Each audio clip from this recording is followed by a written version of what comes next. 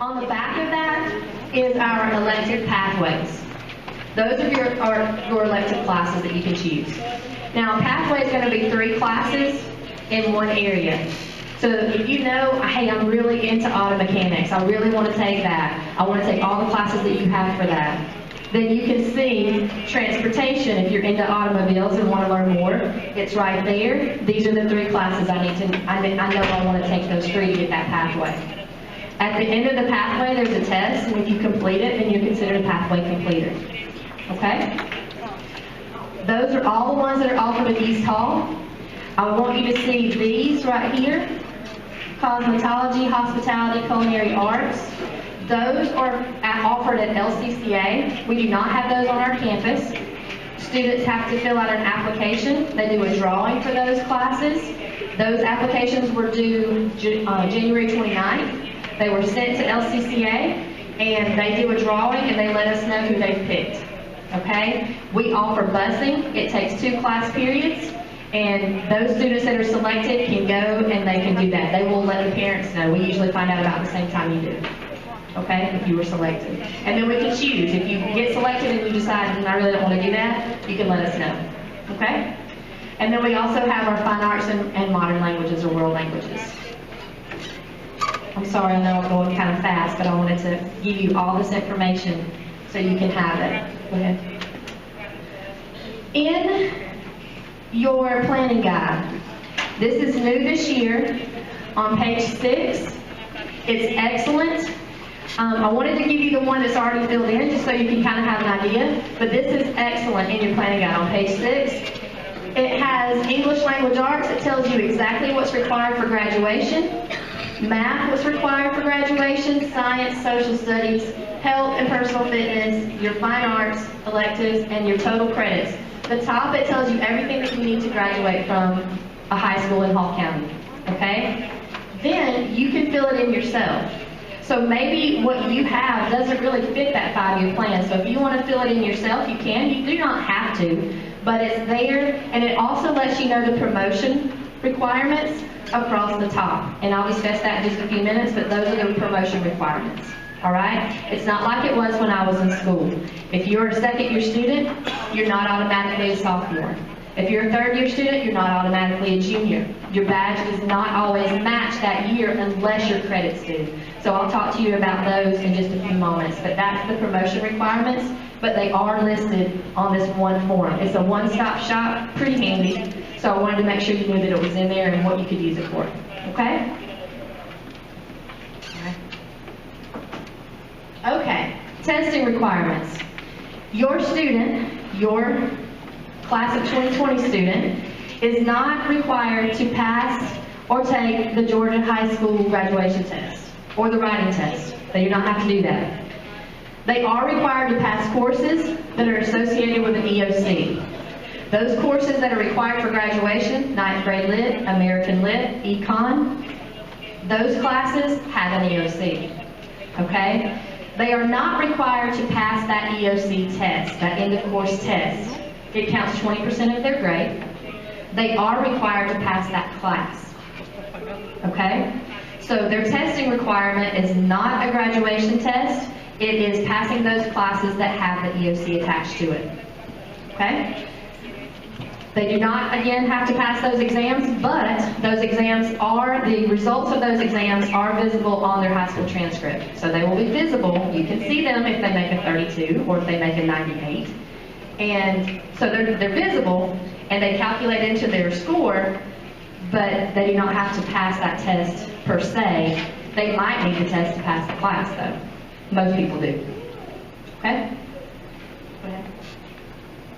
Now, what you really want to know, well, maybe not, I'm giving you a lot. As a 9th grader, I've blown you away so far with what's required to graduate from high school. Why am I telling you that now? Because right now you can do something about it. As a junior coming to me, needing a lot of credits, there's very little you can do with the time of the day that you have. So if your student can be smart and if you can stay on your student about making sure they're passing their classes now, it will make your life and their life a lot easier as they go through high school. Check Infinite Campus often. Check their grades. make sure they're okay. I know they're in high school and they're wanting to be independent, but please check on them. Because you can do a lot in the front, like right now. That's why I'm telling you all of this. And that's why I'm not trying to blow you away with it, but I'm telling you now because it will be easier now for this conversation than later. For 9th grade, language arts, what do you need to know? Your student will either take 9th grade lit, 9th grade lit honors, world lit, or world lit honors. Those are the only choices for 9th graders. Okay? So your student should have been selected for one of those. All right? And that's it. Your teachers have helped make that selection based on how they're doing in their classes and their history at the middle school so far, but that's what they have been, that's what it should be. Okay? Recommendations for math. Again, you have to have 4 to graduate, but for 9th grade, your student, if they meet a lot of criteria, they might have the foundations of algebra. So that might be their first class. There's not a lot of people that will take foundations of algebra, but it's perfect for some of our students. Coordinate algebra honors, or analytic geometry. If you are taking coordinate algebra now as a Carnegie in 8th grade, you are signed up for analytic geometry. If you are not taking that, then you are not, because it is a prerequisite for this course. Okay? So if you feel like your student should have this one, they can't unless they've had this one. Okay? So that's why, even if they're a top-notch math student, they have to take this before they can move on to this one. All right? Go ahead. Social studies, again, for graduation you have to have 3, but for 9th grade, they are either taking individual law and government, it can be regular or honors, or they were recommended for honors world history or AP world history, advanced placement world history. If your child is nominated for advanced placement world history, there is an exam at the end that's a 4-hour exam. Okay? Don't let that scare you or your child. That is an exam that if they make a 3, 4, or 5, they could clip out of a class at the college level. That is a rigorous course. I know your child's a 9th grader. It's doable for a 9th grader though, okay? It will require some extra work from them, but if they were recommended for it, their teacher thinks they can handle it, okay? But we can certainly have that conversation if you feel like, I can't, or they can't, and so we want to talk, that's fine, call me, or email me, and we can talk. If your student is taking Read 180, Math Support, LCCA, they may not have social studies their freshman year. Don't let that panic you, because they can still get their 3 in. Okay? They can pair up government and econ later. So if they do not have a social studies class their freshman year, we can still get through it. Individual law, that is a social studies elective course. It is not one that is required for graduation. We pair it with our freshmen to kind of get them in the groove of social studies and getting in the groove of the rigor of high school and getting on into it. And then they'll take government paired with it. That individual law finishes in December, and then you'll start up with the government course. They're half credit, okay? However, I need you to understand, individual law does go on your transcript, and it can help or hurt your HOPE GPA, which is what you want to be really good so you can get the HOPE scholarship later, okay? So, it can help you or hurt you. So if you don't like it and you fail it, it's going to hurt you. If you like it and you pass it, you do really good. Even if you don't like it and you pass it and you do really good, it can help you, okay? So, that's why we do those courses. And that's why we have those paired like that. We do not pair econ with it in 9th grade because the math that you will have in econ you have not seen. And that's not fair. And you probably would not do well. So that's why we do not pair it with 9th graders. Okay? Science. Got to have 4 to graduate. Our students are either going to take environmental science or honors biology in 9th grade. That's the 2 choices that you would take. Okay?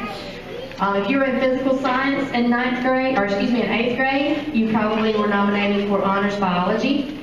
Even if you weren't in physical science in 8th grade and your teacher felt like you really needed it, then you might have been nominated for honors biology.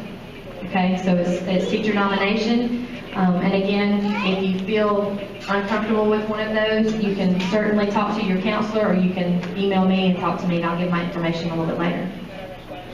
Go ahead. Health and personal fitness, you'll notice on your paper up at the top, right-hand side, it says required. We put all of our ninth graders in health and personal fitness. Go ahead and knock it out your ninth grade year, get it finished. You do not have to take another PE if you don't want to, but we have more if you want to take more. These are required. The health class is where you, or your student will also take the ADAP test, and they do need those results to get the driver's license. So a lot of them are like, oh yeah, I want to do that. So we go ahead and knock that out in ninth grade and get that taken care of for them. Okay? Now, electives. I mentioned earlier that we have a lot that you can choose from. Again, if you're in Read 180 Math Support, you might not take a social studies in their freshman year. LCCA, those take 2 class periods because you'll get it's blocks, so you'll get 1 credit first semester, 1 credit second semester, so it takes 2 class periods. So that might take other things away from you, like health and personal fitness, okay? So you might have to push that to your sophomore year. So if you're, just some things to keep in mind, but it does take 2 class periods to do LCCA. Okay? All students are encouraged to complete at least 1 pathway by graduation. It's 3 courses, prepares them for college and career readiness. It kind of gives them a vocabulary and a foundation for a career choice that they might want or something that might help them in their career, okay? So maybe they're not interested in going into graphic design, but it would be nice to be able to make their own business cards. So they want to go ahead and do that. We do have students that complete multiple pathways. You can do that if you'd like. You don't have to just stick with one. Because our freshmen do not always get their first choice, a lot of times they might want to change that their sophomore year. So if you take it in ninth grade and you really are like, I'm passing this class because I know I've got to pass it because I need it, because I need 7 elective credits, but this is really not me. This is not what I want to do. Then their sophomore year, they need to make sure to let their teacher know, I don't want to continue in this one, but I do want to try something different. Okay? And that's okay. That's part of taking the class, so you can find that out. That's a good thing to find out, actually. Go ahead. Again, that's the elective pathways. It's on the back of, can I grab this for a second? It's on the back of the sheet that you got when you walked in. That's got all the pathways listed there for you. And the classes that are required to get that pathway.